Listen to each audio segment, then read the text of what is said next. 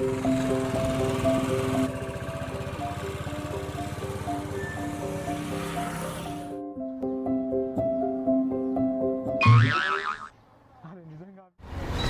రాబాయ్ బండి ఎందుకు ఆపినావు? అక్కడ పోలీసు వాళ్ళు వెహికల్ చెకింగ్ చేస్తారు. ఇద్దరు హెల్మెట్ లేదు, నీకు హెల్మెట్ లేదు, నాకు హెల్మెట్ లేదు. కేసు బుక్ చేసిరు అనుకో బండి అక్కడనే అవుతుంది. చల్లనే 100 రూపాయలు కదా నేను కట్టేస్తావా? నీకు తెలిసిందే కదా ఆఫీస్కి లేట్ అయితే మన బాస్ ఊకుంటాడా? ఈరోజు జీతం మొత్తం కట్ చేసి పడేస్తాడు. వెళ్ళమంటావా మరి? పోనీ నేను కట్ చూసుకుంటా.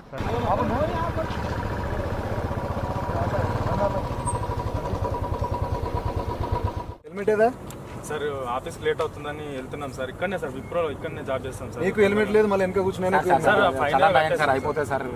లైసెన్స్ ఏది మీది? సార్ లైసెన్స్ ఉంది సార్. చాలానే ఇవ్వండి సార్. చాలానే పెట్టడం కాదండి, మీరు లైసెన్స్ ఇవ్వండి. చాలానే సార్ కట్టేస్తాం సార్. లైసెన్స్ ఇవ్వండి సార్. ఉంది సార్. చలానే ఏంటి సార్?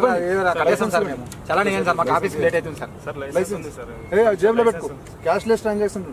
మీ లైసెన్స్ రద్దు చేయడానికి ఆర్టీఓ ఆఫీషియల్స్ కి పంపిస్తాము. హెల్మెట్ పెట్టుకోండి సార్. అదేం సార్ ఇది ఎక్కడ రూల్ సార్? లైసెన్స్ ఎందుకు రద్దు చేస్తారు సార్ హెల్మెట్ లేకపోతే? హెల్మెట్ లేకుండా ప్రయాణిస్తూ పట్టుబడినప్పుడు చాలానే కదా కట్టి వెళ్ళిపోతే సరిపోతుందని అనుకుంటే పొరబడినట్లే.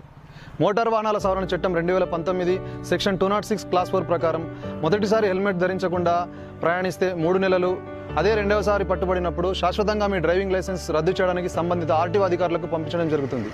కావున నాణ్యమైన హెల్మెట్లు ధరించడం మీ ప్రయాణానికి భరోసాయే కాదు, మీ డ్రైవింగ్ లైసెన్స్ను రద్దు చేయకుండా కాపాడడానికి కూడా ఉపయోగపడుతుంది. మీ ప్రయాణంలో పిలియన్ రెడ్డికి కూడా హెల్మెట్ ధరింపజేసి సురక్షిత ప్రయాణాలకు రోడ్డు భద్రతలో మాతో సహకరించండి.